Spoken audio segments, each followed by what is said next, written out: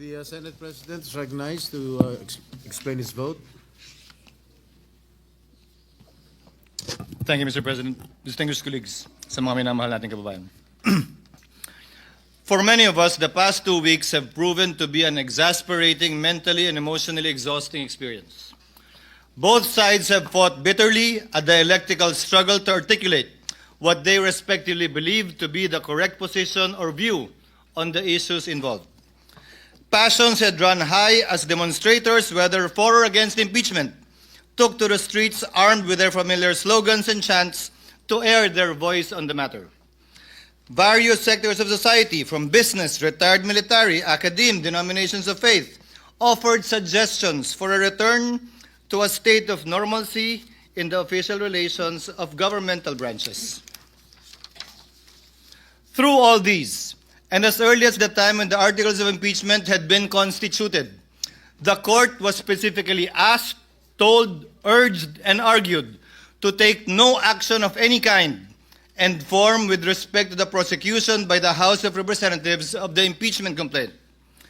When the present petitions were knocking, so to speak, at the doorsteps of the court, the same clamor for non-interference was made through what are now arguments of lack of jurisdiction, non-justiciability, and judicial self-restraint, aimed at halting the court from any move that may have a bearing on the impeachment proceedings.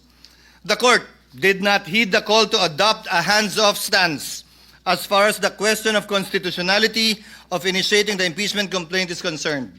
What lies in here, is an issue of genuine constitutional material which only the court can properly and competently address and adjudicate in accordance with clear-cut allocation of powers under our system. The claim, therefore, that the court, by judicially entangling itself with the process of impeachment, has effectively set up a regime of judicial supremacy is patently without basis in fact and in law, because it is not at all the business of the court to assert dominance, judicial dominance, over the other two great branches of government. Rather, the raison d'etre of the judiciary is to complement the discharge by the executive and legislative of their own powers to bring about ultimately the beneficent effects of having founded and ordered our society upon the rule of law.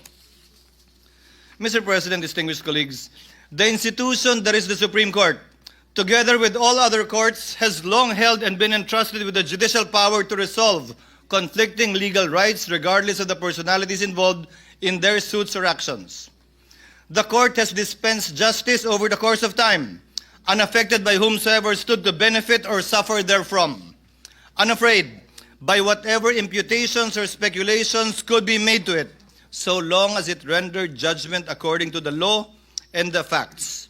No one is above the law or the Constitution.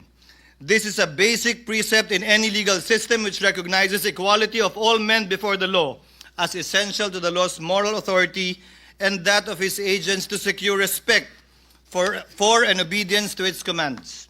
Perhaps there is no other government branch or instrumentality that is most zealous in protecting that principle of legal equality other than the Supreme Court, which has discerned in its meaning and ramifications through its application of numerous cases, especially the high-profile kind in the annals of jurisprudence. The Filipino nation and its democratic institutions have no doubt been put to a test once again by this impeachment case. Accordingly, the court resorted to no other than the Constitution in search for a solution to what many feared would ripen to a crisis in government. Sa muli, magandang gabi po sa ating lahat. Hindi ko po salita mga sinambit ko na ilang minuto.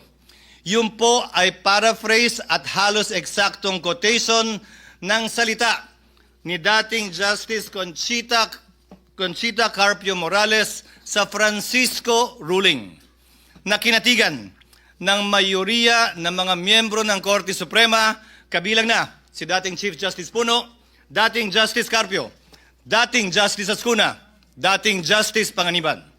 Ano nga ba itong Francisco ruling na pinag-uusapan natin ito? Ano nga ba ang pinagkaiba nito sa kasalukuyan nating hinaharap? At bakit ko ba ito tinatanong? Ginoong Pangulo, bahagi ako ng Kongresong nagtangka na i-impeach si dating Chief Justice Davide. Bakit ko sinabing tangka? dahil pinigilan po kami ng Korte Suprema. In-enjoin at nag-issue ng TRO ang Korte Suprema at ito yung desisyong yun. Francisco, case na palaging sinasite po natin. Ano bang pinagkapareho? Ang aligasyon laban sa nasasakdal noon na si Chief Justice Davide, kaugnay din ng corruption. Daang milyon din. Ang pinag-usapan, initiation of impeachment na dapat sole prerogative din ng Kamara. Ang pinag-usapan, ano bang definisyon ng initiation na dapat sole jurisdiction din ng Kamara? Ang tanong ko po ay simple. Noong mga panahong yun, nasaan po lahat na nagrereklamo ngayon at nagko-question sa desisyon ng Korte Suprema? Yung mga mahistradong nagko-question ngayon na retirado na, bumoto sila pabor doon. Subalit ngayon, tila nag-iba ang posisyon. Ano nga ba ang pinagkaiba kung meron man? Klaro ang pinagkaiba. Iba ang pangalan ng nasasakdal. Today, Mr. President, distinguished colleagues, the very supremacy of the Supreme Court is being called into question, and with it, the very foundation of the rule of law. As Senate President and as a member of this chamber and as a member of the bar, I will not sit idly by and allow this. At stake is the very idea that justice should be governed by laws that apply to all, equally to all, rather than the whims and caprices of public opinion. As Justice Frankfurter once said, if one man can be allowed to determine for himself what is law, every man can. That means first chaos, then tyranny. Legal process is an essential part of democratic process. Whether it's a mob or a minority, bias and prejudice blinds, divides, and destroys. Former U.S. Supreme Court Justice Sandra Day O'Connor also said it best. The law provides necessary continuity amidst our constantly shifting political landscape. It guarantees everyone will be treated equally, whether they are in today's or yesterday's majority, so they know what to expect, whether what they do is popular or unpopular at that time. The courts, Mr. President, with the Supreme Court at the helm, are the guardians of the rule of law, making sure everyone plays by the same rules and receives equal justice. For the rule of law to prevail, the High Court must act as a compass, not as a political cheerleader, impartially applying the law by calling out violations, not swayed by public opinion or political allegiance. Respect for the rule of law, Mr. President, requires all of us to adhere to final or immediately executory decisions of the court, even when there is a winner and a loser, to avoid deadlocks and maintain legal order. Respect for the rule of law does not bar disagreeing with court decisions, nor from forming our own opinions on the meaning and intent and letter of the spirit of the Constitution. However, we must also have the humility to accept when we are wrong once the Supreme Court has already decided. Respecting the court only when you win or when it aligns with your belief is not respect for me. It is plain arrogance or if at all, a power play. Cherry-picking court rulings destroys the judiciary's purpose. Disobeying the High Court's decision is a violation of the law because under our Constitution, decisions of the Supreme Court form part of the law of the land. I made these remarks, Mr. President, amidst recent calls for this august body to disregard the Supreme Court's recent ruling in Duterte v. HOR. These calls for judicial disobedience have been aided and abetted by so-called legal luminaries and experts who fancy their wisdom and knowledge of the Constitution as better, higher, more supreme than that of the Supreme Court. Miyembro po ba sila ng Supremist Court? Miyembro po ba sila ng Super Supreme Court? Sa pagkakaalam ko po, iisa lamang ang Korte Suprema. At ayon sa ating konstitusyon, Korte Suprema ang bukod tanging pwedeng makapagsabi kung ano ang kahulugan ng ating saligang batas. Walang iba. Allow me to demonstrate, for example, Mr. President, the legal gymnastics these people have been undertaking. In the past, and I have borne the brunt of this, sabi nila, forthwith ang sinabi sa Senado, ibig sabihin yan agad-agad. Despite the rulings of the Supreme Court that say it is within a reasonable time. Pero doon na tayo sa agad-agad. Sabi ng rules ng House, dapat i-refer ng SecGen immediately sa Speaker. 2 buwan bago niya ginawa yon. Oh, okay lang sa kanila. Di naman sila nagreklamo. Immediately po ang gamit, ha? Hindi forthwith. Sabi naman ngayon ng Korte Suprema, immediately executory. Ay, teka lang. Hintayin muna natin. Hindi pa final. Kapag ka convenienteng gamitin yung mga salita pabor sa posisyon nila, edi okay lang. Kapag ka hindi naman, ay hindi rin. Hindi po ganun dapat yon. Hinihiling nila ngayon sa Senado na ipagpaliban muna ang anumang aksyon para intayin ang anumang desisyon ito kaugnay sa motion for reconsideration na inihain ng Kamara sa Korte Suprema. Subalit tulad ng naipaliwanag na kanina, kaugnay ng motion na pinagbobotohan natin ngayon, kung magbago man ang Korte Suprema sa kanilang desisyon na unanimous noong July 25, 2025, meron pong paraan at proseso pa ang Senado para sundin ang bagong desisyon yan ng Korte Suprema kung sakasakaling mangyayari po yan. In the past, it was also said, nauna nagsalita si Senator Bato, bawal daw at walang karapatan mag-motion ang sinumang Senator Judge dahil trabaho daw ng depensa yon. Eh bakit yung mga parehong tao yung pinag-uusapan? Dapat maghain tayo ng motion for reconsideration. Hindi ba trabaho din ng prosecution yon? Hindi naman po pwede na pwede lang pag kayo, hindi na pwede pag iba. Now the prosecution has actually filed a motion for reconsideration, and rightfully so, and not by this chamber. Noon kapag nung bumoto kami para i-remand ang impeachment complaint sa Kamara, pinapaboran daw namin yung nasasakdal. Sinabi ko na rin yan, na yung kontra sa impeachment at pabor sa impeachment, hindi ko didinggin. Na yung kontra at pabor kay Vice President Sara Duterte, hindi ko didinggin. Dahil may rason kung bakit babaeng nakapiring ang mata ang simbolo ng ating hustisya na humahawak ng espada sa kabilang kamay at panimbang sa kabilang kamay. Dahil wala po dapat kinikilala ang hustisya na personalidad. Sino man ang nasasakdal, dapat pareho lamang po ang ating mga magiging desisyon. Sabi din nila, will of the people daw ito. Eh sino ba si people? Balikan po natin ang naging desisyon ng Korte Suprema. Ayon sa desisyon ng Korte Suprema sa panunulat ni Justice Malcolm sa Alejandrino versus Manuel Quezon, pinag-aaralan po ito ng mga first-year law students. Quote, the judiciary under its powers to interpret the Constitution and the laws has the duty and the right to declare what the will of the people is as expressed in the fundamental law of the land. Hence, where the acts of the executive or legislative departments violate the will of the people as expressed in the organic law of the land, it is the sworn duty of the judiciary to interpret and to declare that will of the people and the right of the citizen has been violated and or transgressed. Allow me to answer a few more, Mr. President, Your Honor. As I stated earlier, sabi ng ilan, hintayin natin na maresolbahan ang motion for reconsideration. Pero dun sa parehong araw na naghain ng motion for reconsideration ng Kamara, nagsalita ang tagapagsalita ng Korte Suprema at sinabing immediately executory pa rin ang desisyon.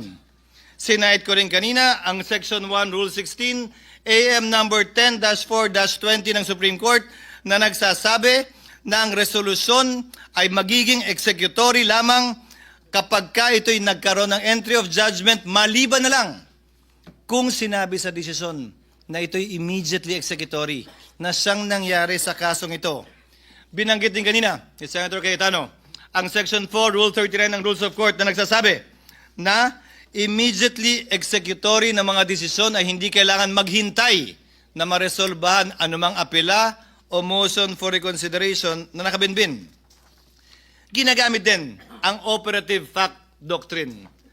Ang operative fact doctrine po ay exception sa rule ng null and void ab initio. Ito po ay hindi rule, ito ay exception sa rule. Gamit po ang sinulat na desisyon ni Justice Tony Carpio sa League of Cities versus COMELEC. Ito ang sinabi po niya. The invocation of the operative fact doctrine is an admission that the law or act is unconstitutional. Bago po natin sabihin, gamitin natin to, aminin niyo muna, illegal at bawal ang ginawa ng Kamara. Sa parehong desisyon, sinabi din ni Justice Carpio, it will open the floodgates to wanton enactment of unconstitutional laws and the commission of unconstitutional acts and a mad rush for their immediate implementation before the court can declare them unconstitutional. This view, according to him, is an open invitation to serially violate the Constitution and be quick about it, lest the violation be stopped by the court. Sinabi din po ni Justice Carpio sa desisyong Aralio versus Aquino, those who acted in bad faith with gross negligence cannot invoke this doctrine. Hindi po pwedeng pakinabangan nung taong gumawa ng unconstitutional at illegal act ang doktrinang ito. Pwede lamang po itong gamitin ng mga partidong walang kinalaman dun sa ginawang mali, masama o di naaayon sa saligang batas. Ika nga, he who comes to equity must come with clean hands, and he who seeks equity must likewise do equity. Mr. President, distinguished colleagues, kinondina din ng ilang legal luminaries tulad ng Felconsa na dating pinangunahan ng nanguna sa impeachment complaint na si Speaker Romualdez, ilang taon lamang ang lumilipas, na hindi daw, bagong requirement daw ang due process. Dagdag daw ito. Mr. President, Your Honors, they should read Francisco again. They forgot that lack of due process in the impeachment process had been raised and in fact was specifically mentioned in the separate concurring opinions. And allow me to quote the concurring opinion of Justice Panganiban. The due process clause enshrined in our fundamental law is a condition sine qua non that cannot be ignored in any proceeding, administrative, judicial, or otherwise. It is deemed written into every law, rule, or contract, even though not expressly stated therein. Hence, the House rules on impeachment, insofar as they do not provide the charged official with number 1, notice, and number 2, opportunity to be heard prior to being impeached, are also unconstitutional. Needless to say, the due process limitation on the impeachment process was already discussed in Francisco. May pumalag ba nun? Wala. Yung nagre-reklamo ba ngayon kaugnay sa bagong requirement yung due process, nag-react nung sinulat ito at naging bahagi ng Francisco ruling? Hindi ko rin po napansin. Sinabi din po ng ilang legal luminary, partikular binanggit din ito ni Speaker Romualdez, when the court begins to create rules on how it and other high officials may be impeached, it risks writing the terms of its own immunity. This point was also discussed in Francisco. Ang sabi ng korte nito, illogical ito at non-sequitur. Alalahanin po natin. Hula lamang yung gagamitin din ito pabor sa kanila. Sa kaso ng Francisco, nakaupong Chief Justice ang nasasakdal. Pero sinabi mismo ng korte, hindi bale yan. Hindi namin pinapaboran ang kabaro namin sa pagbaba namin ng desisyong ito. Mr. President, the Constitution establishes a system of checks and balances, not a system of retribution. Threatening the Supreme Court with impeachment simply because one disagrees with the ruling is a dangerous assault on our constitutional order. The Senate, Mr. President, stands ready to uphold the integrity of the Constitution as well as the institutions created under it. My dear colleagues, we are told that to honor the court's ruling is to betray the truth, that by choosing fidelity to the law, we somehow abandon accountability, but nothing for me could be further from the truth. To disregard the ruling would not only defy the Constitution, it would drag the nation into a crisis it can ill afford. It would erode the authority of our laws, embolden those who believe they are above it because they know it all or simply know better. To those seeking to disregard the Supreme Court's decision, I ask these simple questions, Mr. President. Again, in light of the Francisco ruling on former Chief Justice Davide, and it was okay then because they did not want then Chief Justice Davide to be impeached. Are you truly for accountability, or simply anti-Duterte? Do you truly respect and want to preserve the Constitution, or you simply hate the Vice President? Are you serving the nation's interest or protecting and pursuing your own personal ambitions or agenda? Are you fighting for truth, or are you simply after revenge? Do you really want a trial, or do you just want a conviction? Do you really believe that we are wrong, or do you simply think and feel entitled and believe that you are always right? Remove the name, Mr. President, of the Vice President in this case. Apply the decision of the High Court, as Senator Cayetano said earlier, to another impeachable official. Would our positions, would your positions be the same? When I was faced with this situation, Mr. President, I respected the court's decision, even if I disagreed with it. I am still voting to respect that court's decision. As quoted at the start of my speech, Mr. President, the dispensation of justice over the course of time should be unaffected, whomsoever stood to benefit or suffer therefrom. The courts should be unafraid of whatever imputations or speculations could be made against it by those disagreeing. I will not cast a vote that says complying with the Supreme Court ruling is optional. Anyone who will say, I will respect the Supreme Court today and condemn it tomorrow, is not showing fidelity to the Constitution. It is submission to the passions of the day, to the shifting winds of public sentiment that may or may not be just. Fidelity to the Constitution, Mr. President, must prevail even when it is unpopular, inconvenient, or misunderstood.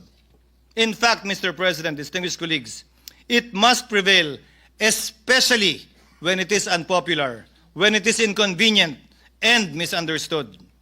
Finally, Mr. President, let today's verdict be a stern and unequivocal warning to anyone who would dare use the Senate for their personal battering ram to further their personal political ambitions.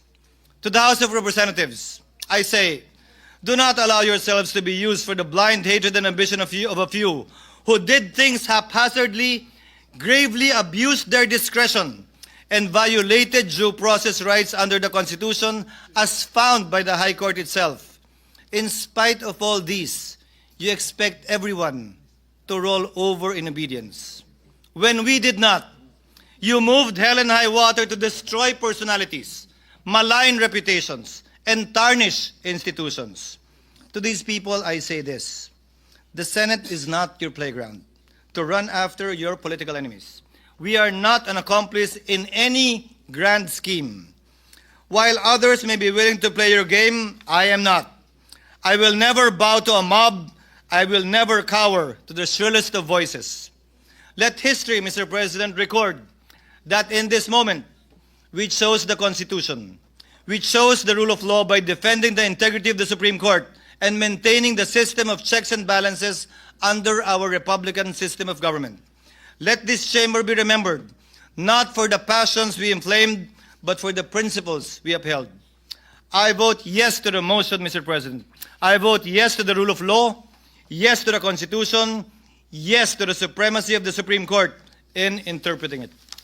Thank you, Mr. President. Thank you, Senate President.